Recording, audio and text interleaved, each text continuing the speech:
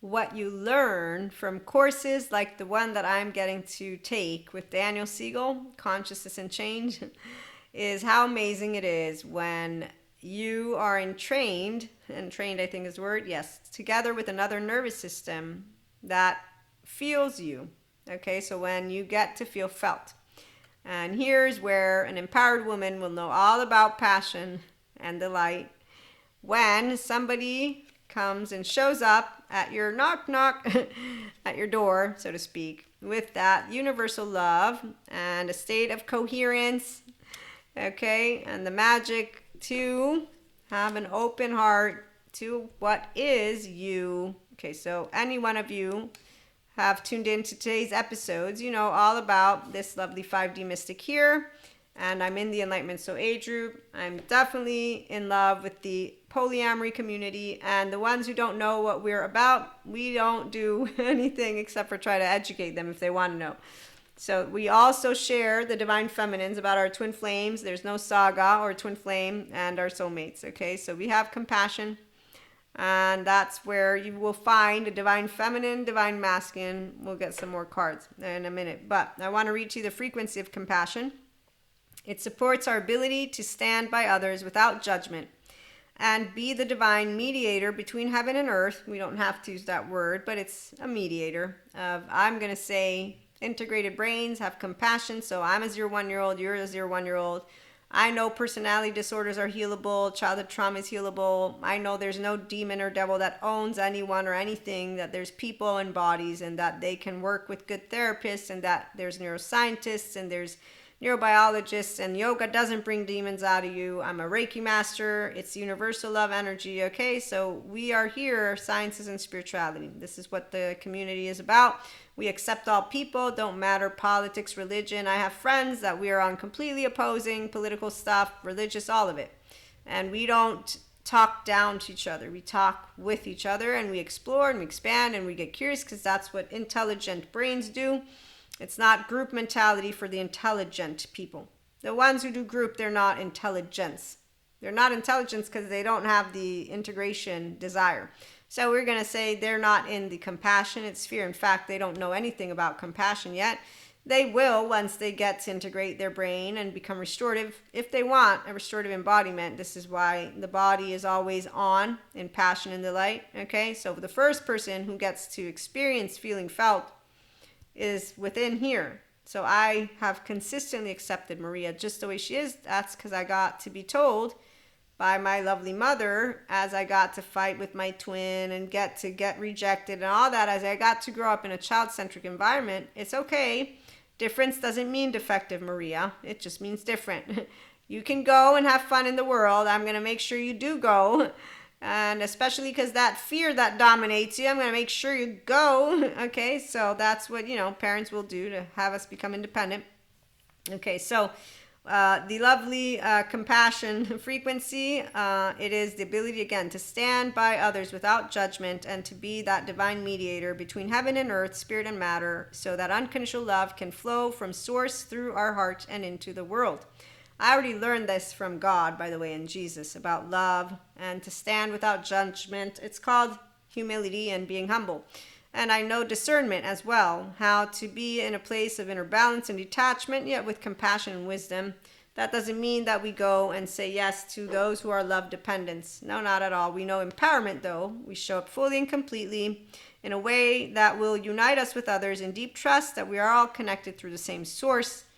And of course, we will believe in each other's sense of self-worth based on, that which you are. But again, if we don't want to be friends, we're not going to make each other be friends. Okay, so as you grow up, you know how to use your throat because you're rooted in what's self-worth, which is what we're about. It's empowerment. So it's not about you tolerating. You move beyond that here. Here you master your mental and emotional planes and become a physically mature human being who is then a conscious lover. That means the functional adult communication, which means that that communication supports our ability to exchange information in many different forms. It reminds us to run every piece of information, both incoming and outgoing, through the heart, the center of our truth, to stay in the flow, source, and balanced exchange.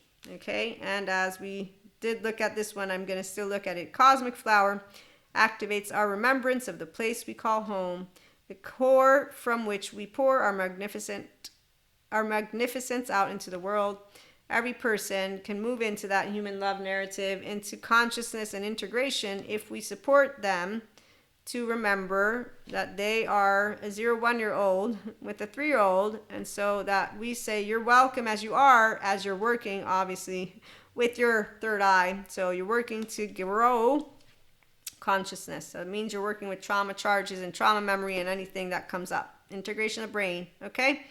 So that's the part. For sure, people who do emotions, and so they have their own divine feminine and their divine masculine, and that's where they know their own Merkaba, even if they're part of one. And that's because a 5D mystic I am, and I'm sharing this right now, and I will share, as I've done with my family and loved ones.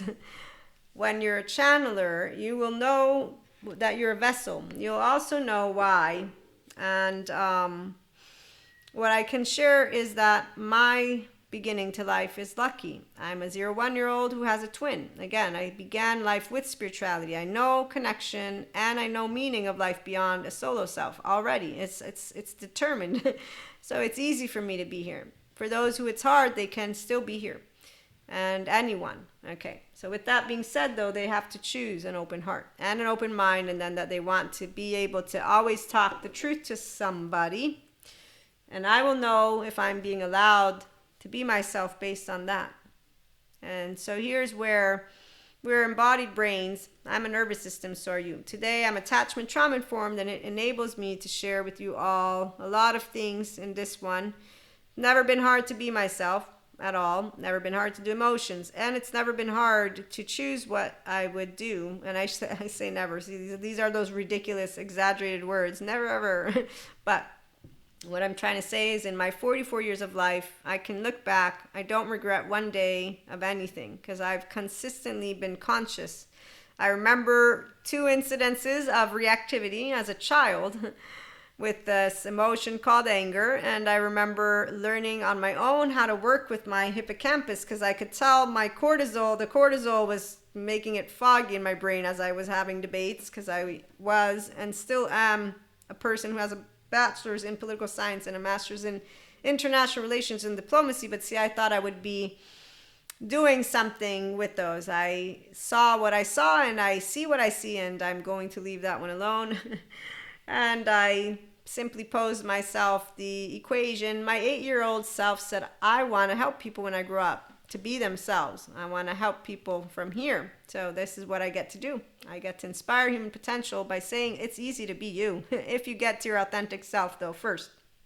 And then for 5D mystics to come over here, because 4D is doing a shit show with a lot of things, and it's not fun when they talk about clairs. Okay, when you do have the experience of feeling felt and you feel at home, and then you consistently see, you can feel the feeling of being welcomed as you are. I'm a 5D mystic again. I'm a polyamory person, solo, because there's a safe haven, secure base here. Okay, so we don't do labels also. We don't do hierarchy, and it's the solo because we don't live a life that is couple-centric. And so I have consistently been on a journey to bring myself to where you see I am, which is why I'll say I'm lucky, because I know I am lucky, because I began life with a secure attachment, whole self. And I have a parent, primary caregiver, raised me, who shared with me how easy love is. It's never a sacrifice. It's never hard. You don't have to work for love, and you can be flawed and imperfect. And if you break the fucking law, she doesn't curse, I'm going to give you to the police. You are not going to do, so I got taught how to be a decent human being and a member of society. And I have compersion because I got a twin. I already had to share my lovely caregiver. So here's why we don't have primal attachment panic in a way of, oh my God, I'm going to lose somebody with those twin flame or flames. I don't lose my life unless you stab me with no, get away from me.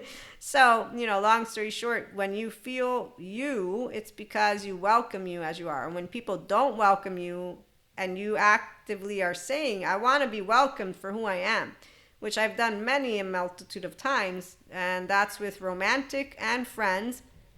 And see, I get to still keep practicing how to be my emotional, mental, and physical grown up. And whenever I meet people who have had, I'm going to say, a challenge with being accepted, and they haven't accepted who they are, they actively bring to you what is going to be an emotional. Mm, okay, so here's how I'm going to equate it. When people have told me that I'm intimidating, I have tried to figure out with my herd, am I really intimidating? And so I asked a number of people, and it's people I trust. And in this case, I'm talking about men. And no, I'm not intimidating. So I found out, okay, anybody who's picking me up as that, they're the man who doesn't have a sense of self-worth yet. It's not a good or bad thing. It's something the trauma therapists talk all about. And so I just asked to double check why, because my body language is not easy for me. I can't see myself as I'm walking and talking, as I'm interacting. I need others to tell me what they see in order for me to understand what others are seeing. Then I know how to gauge. So this is not because of not wanting to be me. It's because of trying to know how best to really, now that I'm attachment trauma informed, I don't want to go destabilizing people. See, my brain thinks in this way because of knowing about how it works when you have no trauma memory here at all, because you have no low self-esteem. Every emotion that I have, I work with. There's 90 seconds for an emotion. It's actually amazing. Emotions are the most amazing of things. So when somebody has seen me, I know. When somebody has rejected me, I know. They don't have to tell me. My body's going to get rigid. My body's going to get small. My energy's going to begin to vibe with their vibration. That's why. Because I'm not the first guitar string. They are. I'm resonating because I'm the one who's not assuming anything of them. I'm a blank slate because I'm not a mirror to you. In fact, I'm not anything to you except for a portal. But that's not because I'm a portal. I'm Maria. So I build relationships. What I'm saying is that as a person who's now attachment trauma informed, with mysticism comes other stuff. I love having the human stuff to say to anyone. There's no energy vampires. There's no dark auras. There's no evil human being that is not on a scale that is of a forensic criminologist, and they all need therapists. It's not a story. It's sciences. Unless you want to be a flat earther, be my guest.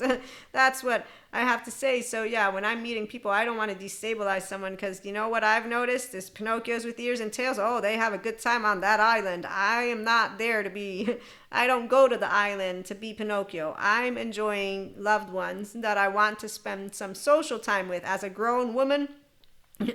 So the experience of feeling felt is awesome. And when it's a feeling that is, I'm just going to say pretend, because you're not welcomed as you are, because as people have their insecurities take over and they don't become emotionally, mentally aware, and so they don't talk to you, they project at you. What they don't notice, you will notice, and you will notice how to make sure that you can recalibrate so that you will no longer engage in a way that is going to emotionally have a person be inside their world in what is complete chaos and or rigidity that they are not seeking to understand. So when people don't go to heal trauma, they are Cusco's, Pinocchios, and they're Ursulas, and they're squirrels, and my body is not going to feel felt, but my body is going to immediately be able to perceive the tone. And again, it's not a energy vampire dark aura, it's a human being. So I will continue to engage to the best of my ability. And that's where in our herd we always have a mix of people. There's a reason for that. I know the reason as a mystic again. And I'll just leave that one alone. So I wanted to talk a little bit, another minute or so, on that experience of feeling felt. When people welcome me just the way I am, it's amazing. It's amazing because I get to talk about my mysticism, my clairs, and I'm welcomed. I'm completely, as are the stories, and they're not treated in a way that they're woo-woo. See, I can understand why a scientist person is going to be in this place, but I also know a true scientist person is going to not be in that place, because I learned from true scientist people, and then I learned from other scientist people. And when I say true, what I mean is they're expanding piece of consciousness. They know they don't know everything. So they know that mysticism and a mystic is a person who's experiencing and perceiving something that is not visible. Like people who say they don't believe in Reiki, and yet they want to tell me they believe, in dark matter, dark energy. I'm just, random. But again, it's not something that a person who's empowered is going to be looking at. Your words will tell me your capacity to expand yourself or not. And that's one, intellectually. Two, emotionally, I'll just notice if you're not allowing me to expand, quote unquote. Again, you're the first string. And as for me, I will know what I bring to the table. And in fact, here's where, when I have brought things to the table because of vulnerability, because of emotional fear, emotional, how is the word? Nervousness, right? Okay, so there are emotions, of course, that come with a 0, 1-year-old, 3-year-old. When I am saying, wow, I'm different than other people, I know that I might not be welcomed, and you get all like, anybody remember when you were an adolescent, those first dates and all that? So I remember that was a long time ago. I haven't had any of that because there's too many people who have low self-esteem. So anytime I got a person with low self-esteem around me, I got a nervous system that's just, let me go chat over there, And so it's not about wit, at least not for the women who are intelligent. Or men. I'm going to say men too. It's about this. So when you're an empowered guitar string, you're going to notice another and you're going to be like, this doesn't feel delightful. It feels small and it feels like, walking around in a way that isn't completely delightful. I'm looking for my cards. So anyways, long story be short, because I'm running out of light. When we meet true passion and true delight, it will be consistent. And that's because of meeting people who will have their own inner child in the forefront, their body and their mind. And so they will be their whole own piece of consciousness, and they will be doing integration of their brain. And so consciousness is there because they say, yep, I have the capacity to be self-aware of my emotions and my thoughts. I remember that I'm a human, and with another human, I will vibe with them, and I want to have what are transparent and honest and straightforward conversations, and I want to know who they are. I want to see them smile. I want to see them when they're sad. I want to see them when they're mad. But again, the emotions for a mature person, they're not in this nervous system that is suffering, is what I'm going to specify. This is where, for me, it's been simple because I love emotions. I love living. It's not hard. And I translated that negative, a positive word all by myself without having attachment trauma information, because I said, well, emotions are part of the human experience. I don't understand why they're putting them into boxes, the way that people will talk about it. Now, I know that some people say, well, nobody defined words as, good and bad. But ask somebody about being sad and watch them say, no, I don't get sad. Oh yeah, sure, I get angry. So, a child when you see one, because if you're not comfortable with all emotions in a way of, yeah, they're there.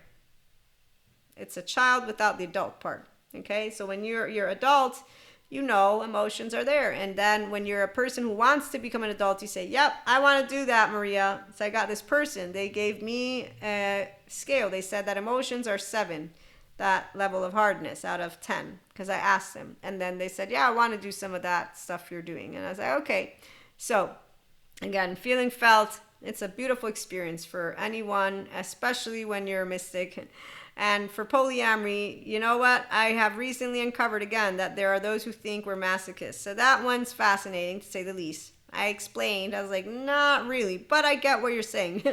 So see, that person felt because I didn't say, how dare you? I said, I get what you're saying, but I think you have only one group of people in mind, and I can explain to you who those groups of people are, because they don't have secure attachment, they don't have their 0, 1-year-old in the forefront, they don't know healthy self-worth yet. If they get here and they get there, they will know compersion, which is why they won't be suffering. That suffering thing, the 0, 1-year-old is I long to attach to a secure one human being that will lead life with me forever and ever and ever.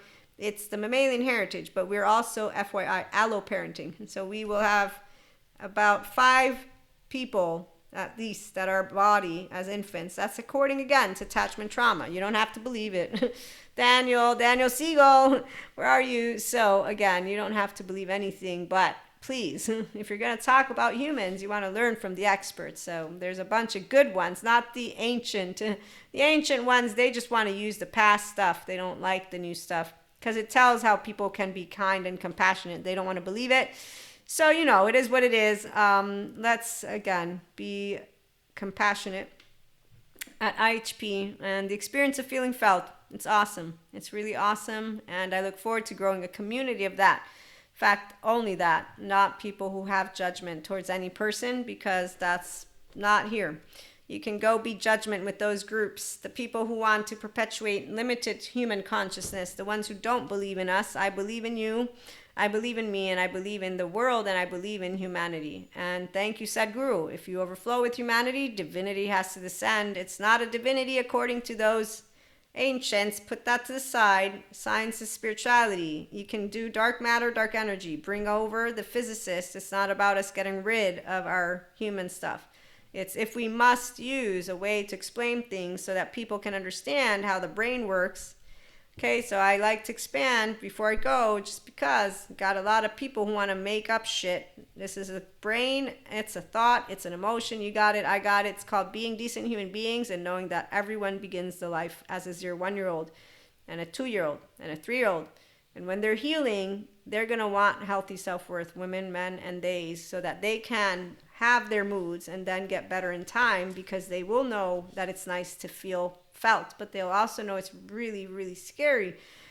Oh my gosh, my nervous system. So a person who knows who they are, they will have a diagnosis and they will say, okay, I actually do really poorly with secure attachment people. Will you still take me? Take me as I am? Okay, and I'm not kidding, because that's a person who's going to get healthy with a good therapist. They're going to know, I want healthy self-worth people. I want people who talk to my face. I want people who don't look down. I want people who don't have any of that implicit shit. It's shit when people judge other people. It reminds me of they're casting stones. I found out I was casting stones as a teenager because I was using the words good and bad by meaning it. I had the intent behind it because I was a kid.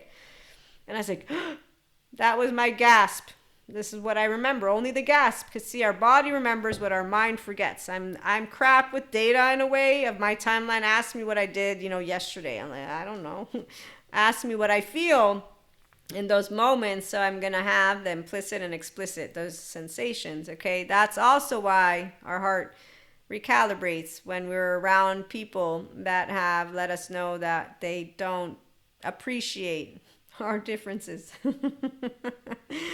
Oh, but you get so used to it. So I've gotten used to being in a little box. So when I'm around people that I got to feel felt, and they say, oh, we want more, we want more.